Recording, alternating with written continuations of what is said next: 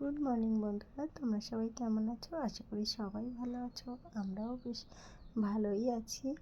আর কি বলবো, দেখো সকাল থেকে আজকে ওয়েদারটা ভীষণই সুন্দর, তাই মনে হলো তোমাদের সঙ্গেও একটু শেয়ার করি। আর রাস্তাঘাটগুলো দেখো এখন তৈরি হচ্ছে, এখনও তৈরি হয়নি। এখন এই রাস্তাটা ভালো লাগছে না, কিন্তু হয়তো আমরা যখন এই রাস্তাটা আর দেখতে পাবো না, ভীষণ ভালো লাগবে, তখন এই রাস্তাটাকে মিস করবো, তাই না?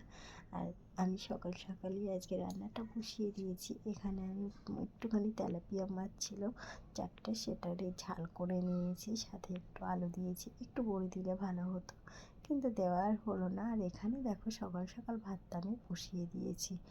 আর এই তেলাপিয়া মাছটা কিন্তু আমার খুব পছন্দের মাছ। বাড়িতে খুব একটা আমাদের হয় না, বাড়িতে কেউ খায় না, সেই কারণেই পছন্দ কারোর হয় না। আর ওদিকে আমি একটু ভোলা মাছের টক করে নেব।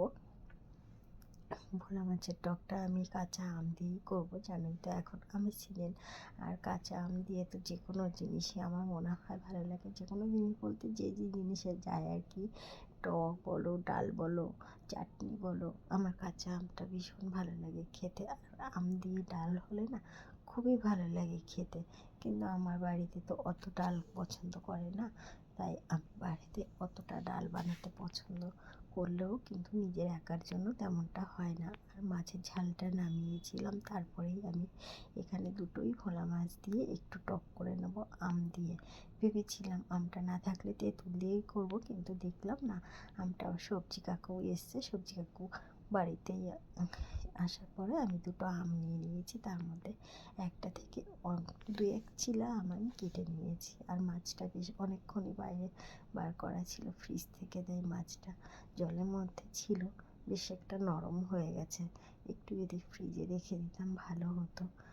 ভোলা মাছ তো এমনি তো এগুলো বরফের মাছ, তার মধ্যে আবার ফ্রিজ থেকে বার করে আবার জলের মধ্যে চুবিয়ে রেখেছিলাম। আমি না ভুলে গেছিলাম যে মাছটা আমি অনেক সকালবেলাই বার করেছিলাম। কি আর করা যাবে, এটাকে একটু সর্ষে ফোড়ন দেবো ভাবছি, নাকি 5 ফোড়ন দেবো সেটাই বুঝতে পারছি না। জানো তো রান্নাটা আমি কখনো কারোর থেকে সেভাবে শিখিনি,